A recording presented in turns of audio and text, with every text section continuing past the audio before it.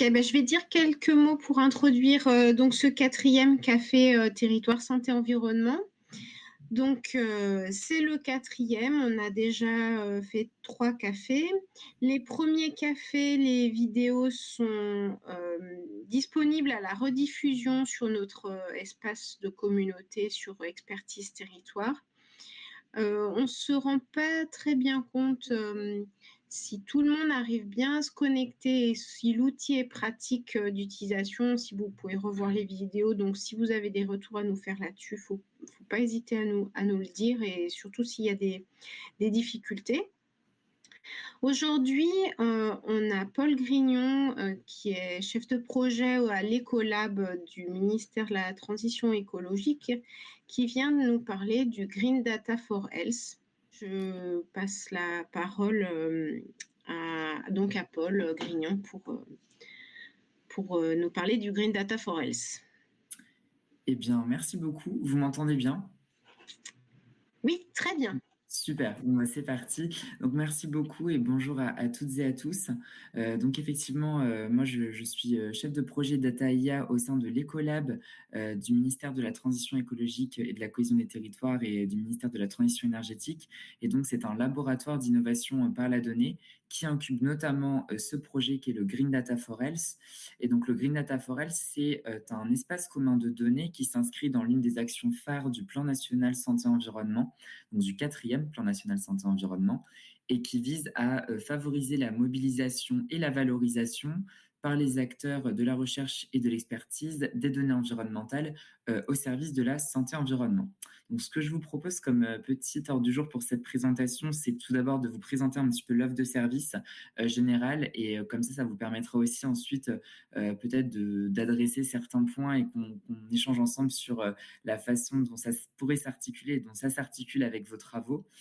Et puis, avec un focus particulier sur le Data Challenge que nous sommes en train de cadrer. Et donc, qui dit cadrage dit implication potentielle d'acteurs, et notamment d'acteurs locaux. On aimerait beaucoup travailler pour prendre au mieux en compte les besoins des territoires dans le cadrage des défis qui vont être proposés dans le cadre du Data Challenge que l'on va organiser. Et puis, du coup, dans un deuxième temps, je vous proposerai des petites actions qu'on est en train de lancer, notamment un sondage de recueil des points de difficulté et des besoins en termes de mobilisation des données environnementales pour la santé environnement.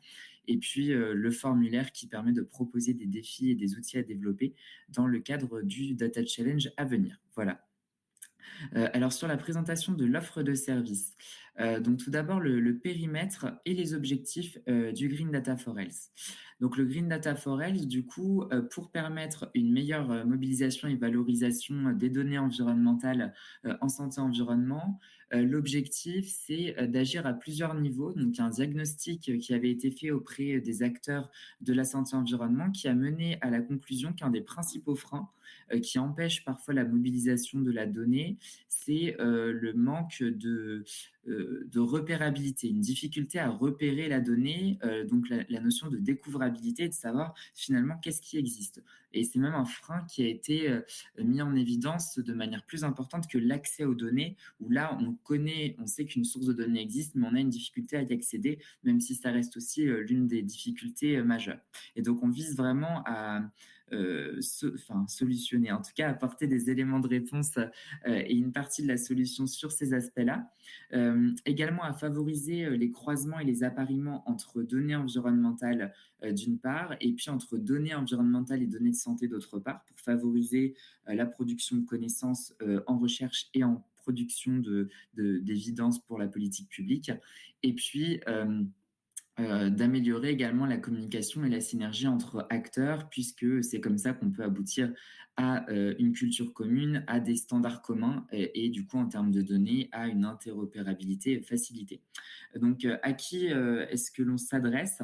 Eh bien, à la fois aux producteurs et gestionnaires de données environnementales, donc c'est assez large, donc les acteurs publics, à la fois donc les organismes publics d'expertise, tous les acteurs locaux, donc les collectivités, et puis également les acteurs au niveau administration centrale, et puis au niveau consommateur et réutilisateur, donc des chercheurs, les experts en santé environnement et du coup tous les agents publics qui sont impliqués sur des sujets de politique en santé-environnement. Voilà, donc en termes d'offres de services, aujourd'hui, on a un catalogue de données donc, qui référence l'ensemble des données environnementales que l'on considère comme utiles pour la santé-environnement. Donc aujourd'hui, on a 129 ressources qui sont référencées dans ce catalogue et qui peut justement permettre de mieux repérer, donc ce frein de la repérabilité, la donnée environnementale qui peut être mobilisée. Voilà.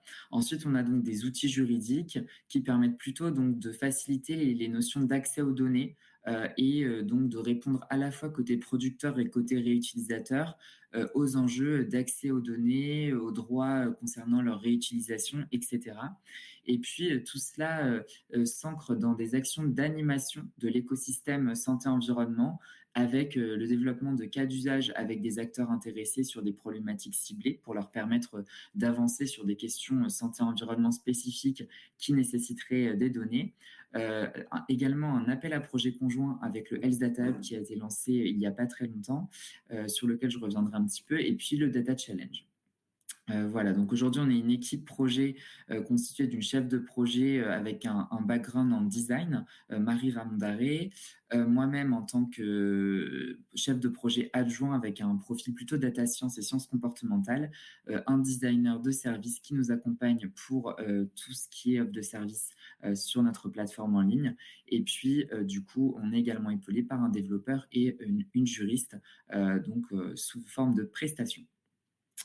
Concernant le catalogue de données, du coup, donc aujourd'hui, on a quasiment 130 ressources référencées de 54 producteurs de données différents et puis, du coup, référencées au travers de champs de métadonnées, dont 7 spécifiques au domaine santé-environnement. Donc, je vais juste revenir un petit peu sur ces métadonnées qui permettent du coup de bien... tout l'enjeu en fait de notre catalogue, c'est de faciliter aussi le requêtage, de faire en sorte qu'il soit vraiment approprié aux utilisateurs de la santé-environnement, qu'il s'ancre véritablement dans leurs besoins et du coup de définir les champs appropriés en termes de documentation des bases de données pour qu'ils fassent sens et qu'ils soient facilement identifiables et remobilisables par les acteurs. Et donc, ça a mené à qualifier les besoins et les champs qu'il était nécessaire de renseigner pour catégoriser les bases de données pour les acteurs de la santé-environnement. Et donc, on a développé des métadonnées spécifiques au champ santé-environnement. Voilà. Et donc, on est toujours preneur des retours des acteurs pour continuer à challenger ce premier travail de catégorisation de la documentation des métadonnées en santé-environnement. Donc, le travail actuel est exposé sur cette slide, mais voilà, si vous avez des retours par rapport à cette ce premier effort de documentation, voilà, l'amélioration est continue et donc on est évidemment très preneur de tous vos retours là-dessus, tout comme sur les remontées de filtres qui vous sembleraient pertinents à introduire dans notre catalogue. Et voilà, et donc d'ailleurs, je vous mettrai juste après l'intervention les identifiants pour que vous puissiez accéder et naviguer vous-même dans le catalogue, qui est aujourd'hui accessible en version bêta test et qui va être, donc vous pourriez accéder avec le petit identifiant et mot de passe qui sont indiqués ici. Et puis, du coup, il va être mis en ligne au grand public, donc sans identifiant mot de passe, dans les toutes prochaines semaines. Donc voilà. Ensuite, sur les outils juridiques, donc on a deux types d'outils juridiques qui sont en cours de développement pour faciliter l'accès aux données environnementales. Ce qu'on appelle une ressourcerie, donc c'est un ensemble de 20 fiches juridiques qui visent à éclairer les utilisateurs et les producteurs de données sur des concepts fondamentaux en droit pour favoriser la levée d'obstacles sur ces problèmes d'accès aux données, de réutilisation, pour mieux qualifier juridiquement les données.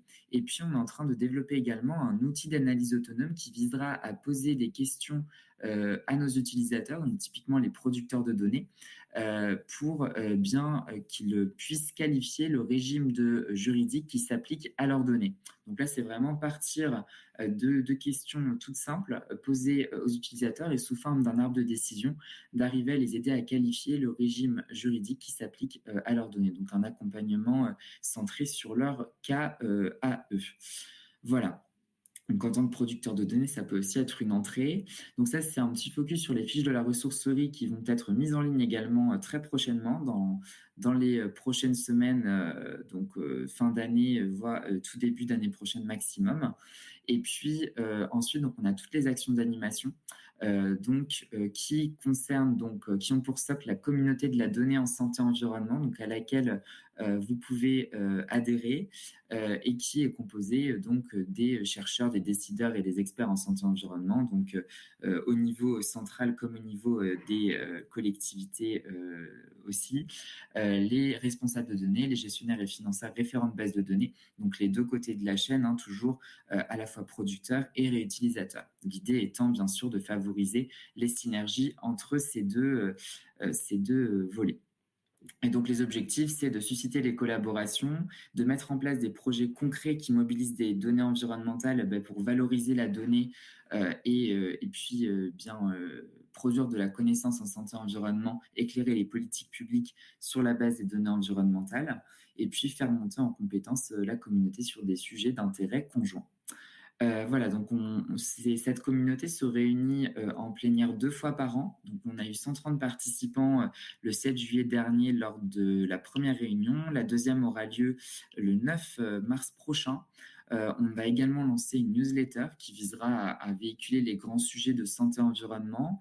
Et puis, on met en place avec les acteurs intéressés des cas concrets pour solutionner des problèmes qui répondent à des besoins opérationnels de politique publique qui mobilisent la donnée. Voilà. Donc sur cet aspect cas concret, par exemple, l'un des sujets qu'on avait, c'était avoir des données sur la qualité de l'eau potable à l'échelle d'une adresse ou d'une commune. Et c'est vrai que sur les données de qualité de l'eau potable, donc dans la base CISO et telles qu'elles sont disponibles sur DataGouv, on a des données qui sont enregistrées sous à partir de points de prélèvement. Et donc, ça nécessite de retravailler les données, de pouvoir les identifier à l'échelle d'une adresse ou à l'échelle communale. Et ensuite, il y a une deuxième difficulté qui est de visualiser spatialement ces données de qualité de l'eau pour les référencer au sein de cartes des unités de distribution. Et donc, en fait, on a opéré un croisement des données, donc à la fois des données géospatialisées des unités de distribution disponibles sur Atlas Santé et des données de qualité de l'eau potable pour pouvoir proposer aux acteurs un petit dashboard interactif qui permet de sélectionner la région, l'année, une adresse ou une commune, et puis d'extraire les données de qualité de l'eau potable correspondantes. Donc voilà, ça peut être un exemple de cas d'usage mené. Il y en a eu plusieurs. Un deuxième type d'action, du coup, c'est l'appel à projet conjoint avec le Health Data Hub qui a été lancé du coup en octobre dernier, et donc là qui s'adresse à des projets de recherche en santé-environnement ayant pour objectif de mobiliser la donnée environnementale et la donnée de santé sur des sujets de recherche en santé-environnement. Et donc, on propose un accompagnement au projet lauréat, accompagnement humain, technique et financier, pour justement les aider à lever les freins en termes de mobilisation de la donnée environnementale et de santé sur leur projet de recherche santé-environnement, de sorte à favoriser la production de connaissances en santé-environnement. Donc l'appel à projet est ouvert jusqu'en fin janvier prochain. Je pourrais vous remettre les liens vers l'appel à projet sur le site du Health Data Hub dans le chat également. Et puis, du coup, les lauréats seront ensuite annoncés normalement au moment de la première session de la communauté, de la deuxième réunion en plénière de la communauté santé-environnement, donc en mars prochain, pour un accompagnement ensuite de 18 mois. Et ensuite, donc, une autre action que nous sommes en train de cadrer, je pense, qui vous concerne beaucoup plus directement, c'est le Data Challenge que nous organisons. Et donc, ce Data Challenge, de quoi s'agit-il? Donc, il vise à fédérer les acteurs de la santé-environnement et de faciliter la mobilisation des données environnementales pour la santé-environnement en mettant en œuvre des projets, des outils visant à produire des outils utiles, des cas d'usage pour mieux mobiliser la donnée environnementale sur des sujets de santé-environnement. Donc faire émerger des cas concrets en santé-environnement. Donc ces outils, pour être plus concrets, ça peut être sur toute la chaîne du cycle de vie de la donnée. Ça peut être des données qui visent à extraire de manière automatisée des données sur le web. Ça peut être convertir des données que vous aimeriez exploiter en fichiers PDF, par exemple, qui sont très difficilement mobilisables, les convertir en fichiers tableur Excel. Ça peut être un outil qui vise à visualiser des données. Donc, par exemple, comme je l'ai exposé précédemment sur l'eau potable, ça pourrait être, par exemple, un petit dashboard interactif qui vise à cartographier, à avoir des métriques sur la santé environnement à l'échelle du territoire, donc selon différents indicateurs à définir, pour piloter des politiques publiques. Voilà, ça peut être voilà, de l'extraction des données jusqu'à la visualisation des données. Donc voilà, ce qui à voir comment cela pourrait s'articuler aussi avec les PRSE en cours d'élaboration, mais il faut vraiment envisager ça sur tout le long du cycle de vie de la donnée. Ça peut être aussi des outils qui permettent de faciliter les jointures entre bases de données, de produire un indicateur santé-environnement croisant plusieurs bases de données environnementales ou bases de données environnementales et de santé, par exemple. Voilà. Et donc là, justement, on est vraiment en phase de cadrage, donc c'est-à-dire qu'on recueille les besoins des acteurs. Donc, je vous soumettrai, on a préparé deux formulaires.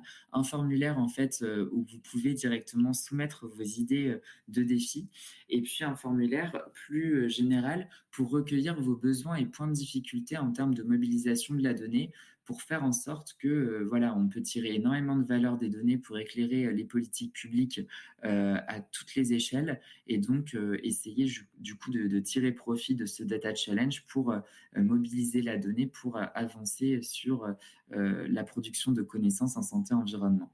Et donc là, on est dans cette première phase, donc la 1A de la phase de cadrage, et puis viendra ensuite, une fois que nous, on aura collecté toutes les propositions de défis et tous les besoins des acteurs, une phase du coup de sélection des défis qui seront jugés par l'instance de pilotage du Data Challenge comme vraiment les plus consensuels au sein de l'écosystème et susceptibles de générer une véritable plus-value et valeur pour un ensemble d'acteurs.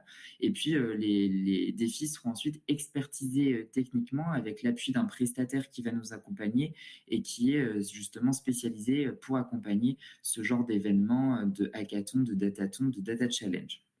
Alors, ce qui est un petit peu particulier sur ce Data Challenge, c'est qu'on vise pas du tout, c'est pas du tout une action de communication pure, dans le sens où c'est pas du tout une initiative qui va se dérouler sur un week-end, par exemple. C'est vraiment quelque chose qu'on veut penser sur le temps long, donc avec une phase de production sur 2 mois, donc articulée en 3 sprints de 2 semaines, pour permettre aux équipes de bénéficier donc d'un accompagnement de qualité, donc avec à chaque fin de sprint des revues de ce qui a été fait avec le prestataire et une expertisation technique, un suivi technique par le prestataire, un véritable accompagnement, et puis se laisser le temps de la production pour que derrière, les acteurs qui aient proposé les défis puissent avoir des outils de qualité qui soient réutilisables et remobilisables dans le cadre de leurs travaux.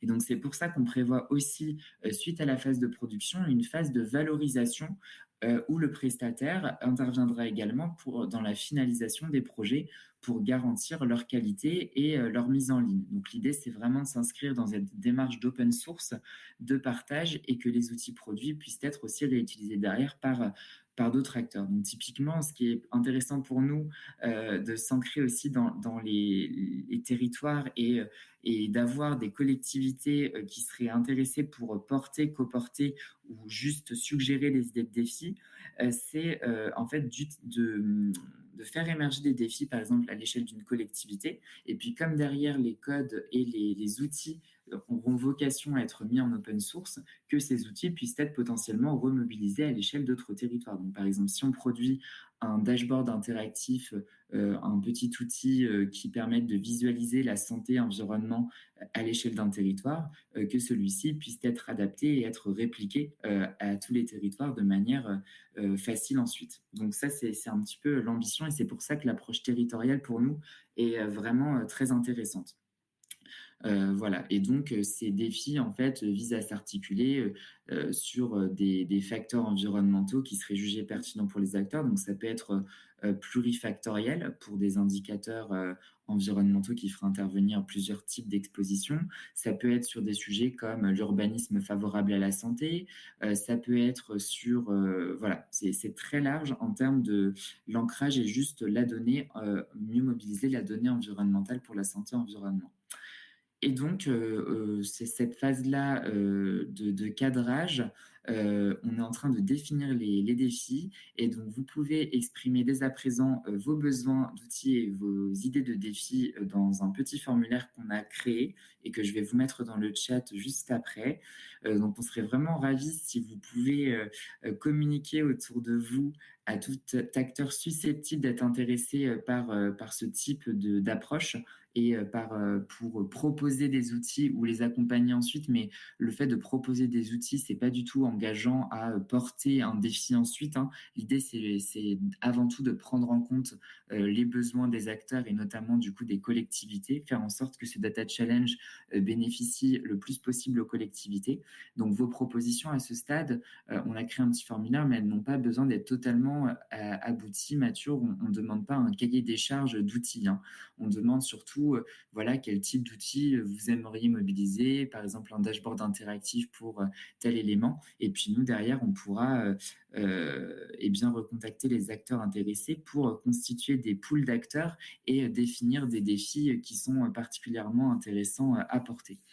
Voilà. Mais vous pouvez, si vous le souhaitez, ensuite coporter certains défis. Et donc, quel est l'intérêt du coup de participer? C'est que donc les 15 défis qui seront sélectionnés, eh bien, bénéficieront de la constitution d'équipes dédiées. En fait, donc avec l'appui du prestataire, on va recruter des profils aux compétences techniques adéquates, puisque derrière, il y aura une expertisation technique des défis et la production d'un cahier des charges. Donc, on sera en mesure de recruter des profils techniques qui permettront de répondre aux défis qui auront été définis.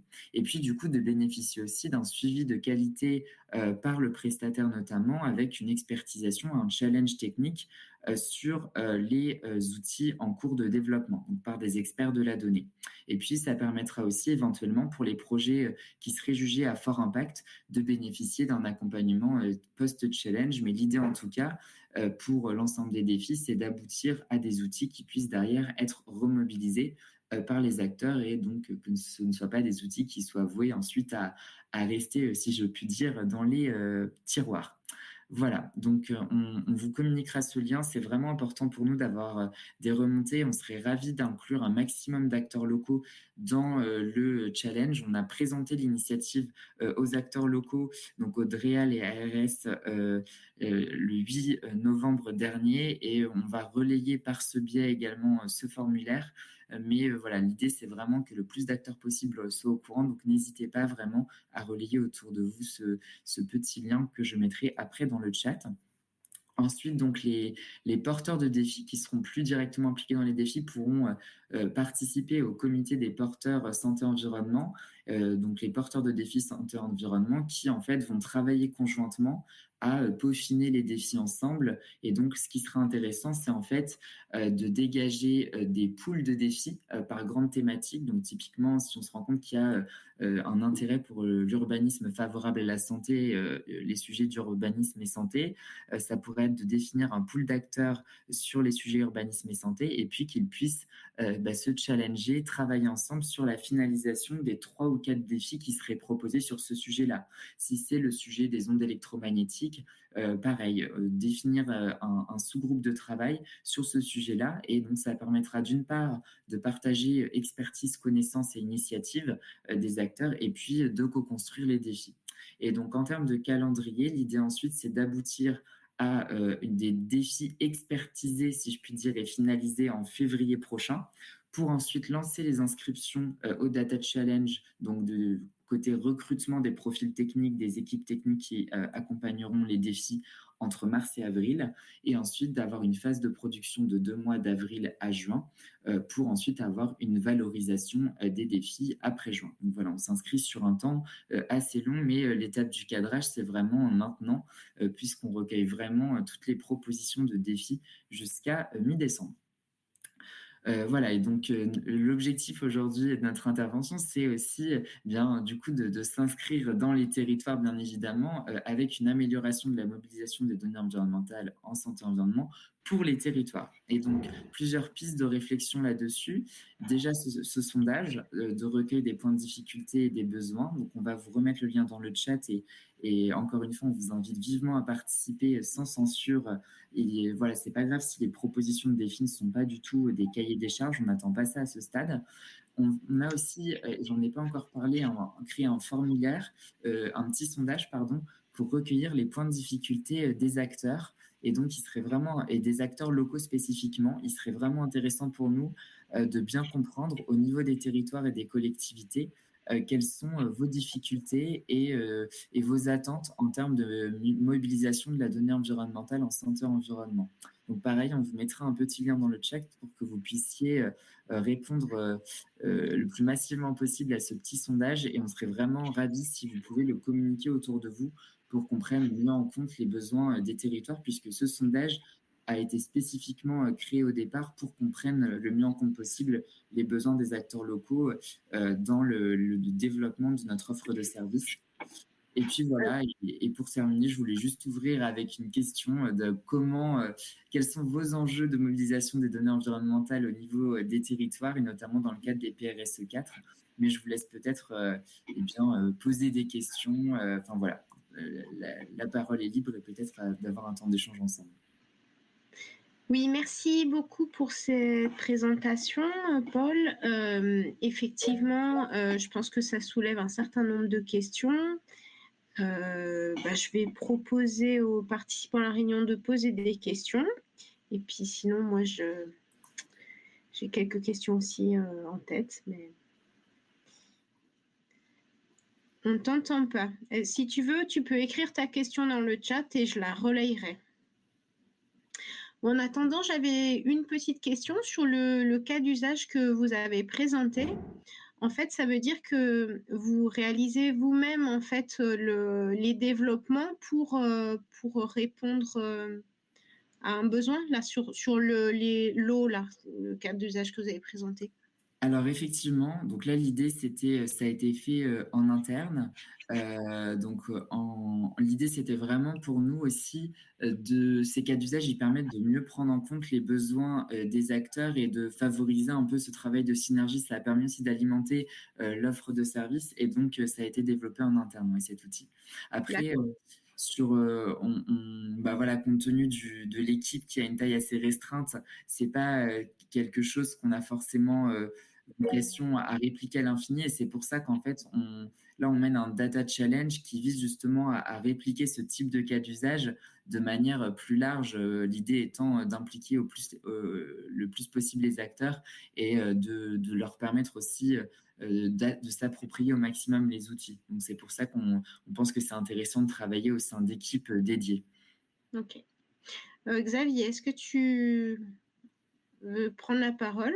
Est-ce que ça marche? Oui. Ah, super. Désolé, j'ai un souci. J'arrive pas à activer ma caméra, mais c'est pas très grave. Merci beaucoup pour la présentation, c'était intéressant. Moi, je connaissais déjà un petit peu les tenants aboutissants, là, mais voir l'évolution. J'avais une question. Alors, j'aurais presque posé la dernière en fait que vous posiez sur le diaporama, là, l'articulation avec les PRSE 4, parce qu'on a un certain nombre de régions effectivement qui s'engagent dans des démarches d'état des lieux diagnostiques, donc qui mobilisent beaucoup de données, et voire d'observatoires, de mise en place d'observatoires en santé environnement.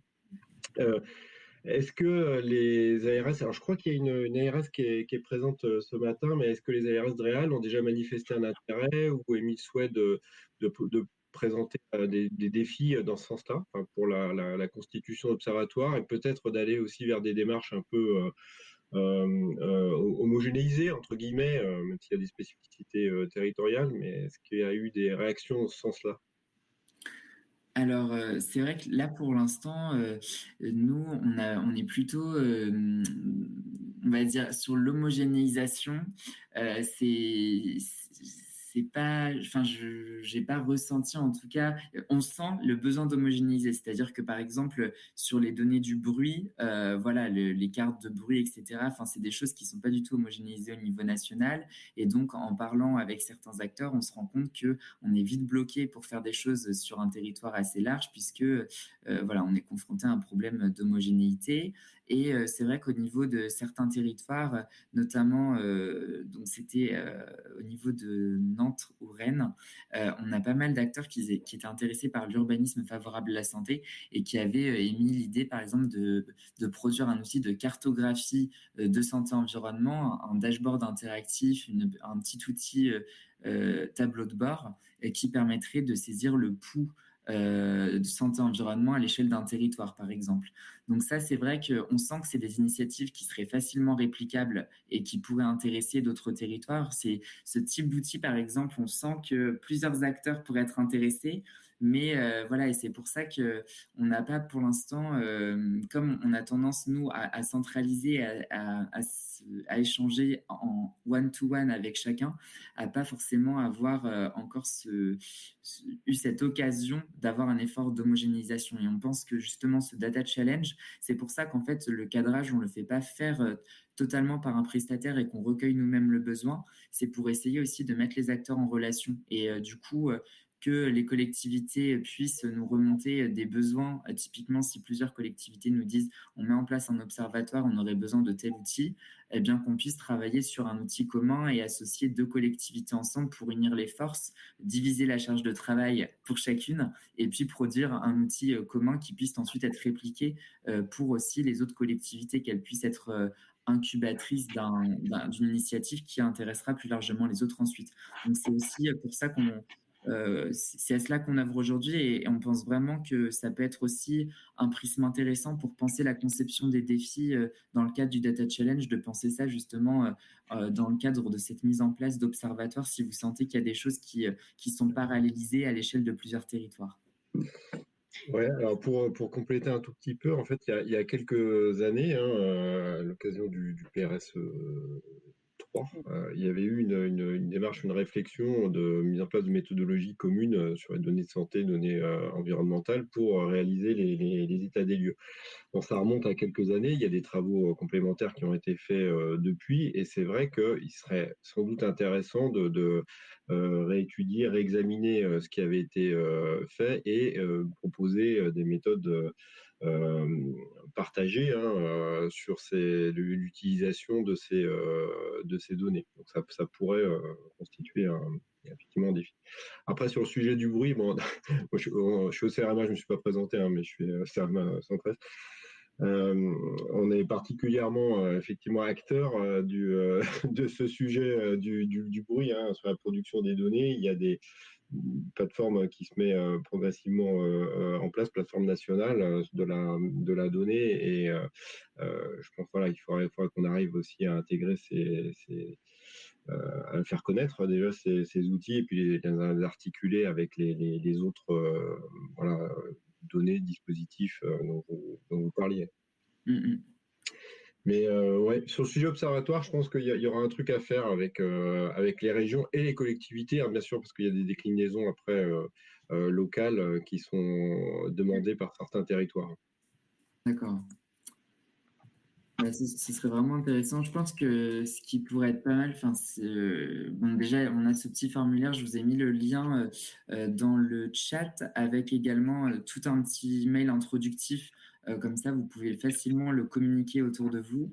Et puis, si peut-être, comme vous avez peut-être une vision assez macro des enjeux et des mises en place d'observatoires à l'échelle de plusieurs territoires, si vous souhaitez qu'on organise un petit échange pour réfléchir à ces idées de défis en complément de ce qui sera remonté dans le formulaire, nous, on serait vraiment ravis de ça parce que l'idée, c'est vraiment d'inclure au mieux les besoins des territoires dans les défis qui vont être proposés. Donc voilà. Après, ouais.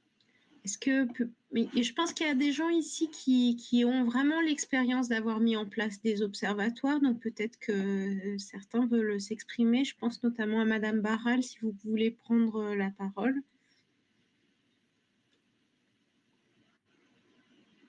Non, parce que effectivement, en fait, il y a aussi, il y a aussi pas mal d'expériences de gens qui ont monté des observatoires et qui peut-être voudraient les améliorer. Il y a peut-être des collectivités qui n'ont pas conscience de ce qu'elles pourraient faire et donc qu'elles seraient enrichies par le témoignage de certains qui ont monté des observatoires et quels usages sont faits de l'observation en santé-environnement aussi. Mm.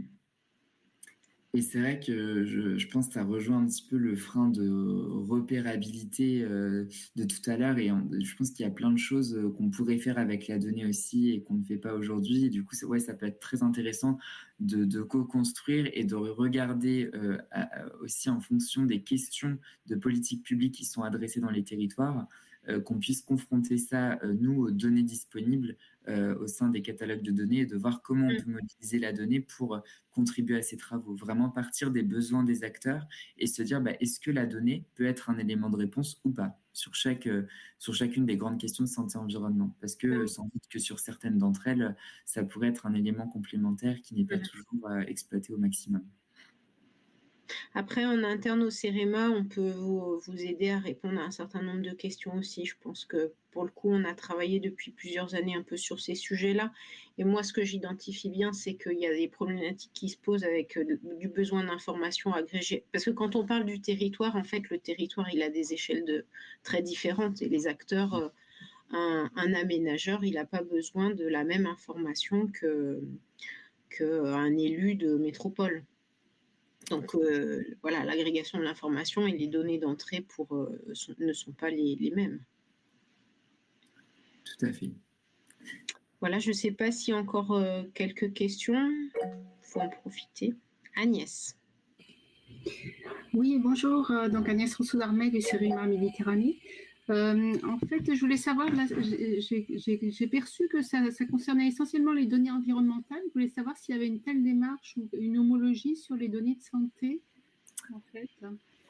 Très bien. C'est une excellente question parce qu'effectivement, le catalogue ne référence à l'heure actuelle que la donnée environnementale et utile à la santé environnement. Donc, le périmètre, c'est bien la donnée environnementale.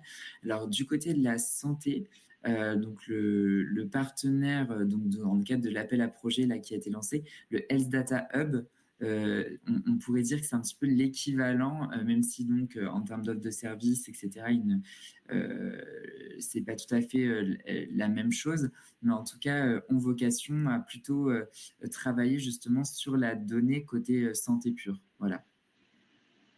Donc c'est le Health Data Hub.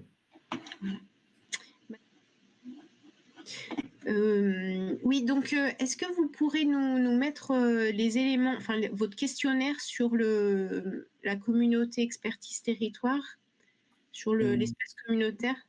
Oui, tout à fait. Alors, je vais juste regarder, j'espère que je vais y arriver. Je ne suis pas forcément très familier avec votre plateforme, donc j'espère y arriver. Mais en tout cas, si j'y arrive pas, je vous l'enverrai par mail. Je vous enverrai tous les éléments par mail et avec grand plaisir. Et surtout, n'hésitez vraiment pas, au contraire, on a vraiment besoin d'être relayé sur ces deux liens que je vous ai transférés. Donc, il y a le lien pour nous faire part de vos difficultés et de vos besoins. Donc ça, c'est assez générique et l'objectif, ça va au-delà du Data Challenge, c'est de aussi prendre en compte les besoins dans un développement continu de l'offre de service. Donc on pose des besoins sur des questions sur les freins rencontrés en termes de mobilisation de la donnée, voilà, sur pas mal de choses. On fait réagir aussi à la façon dont nos métadonnées sont construites aujourd'hui, etc., aux filtres que vous aimeriez voir dans notre catalogue pour faciliter vos recherches et qu'ils soient adaptés à vos questions en termes de politique publique, etc. Et puis, du coup, le petit message sur le Data Challenge, donc, que je vous propose en citation, entre guillemets, qui peut être facilement relayé de la sorte avec le lien donc, qui est inclus au milieu du message, que je peux peut-être remettre en détaillé si vous le souhaitez pour faciliter. Là, le copier-coller. Mais voilà, le lien, je le remets ici. Ça, c'est celui du formulaire pour saisir des idées de défis.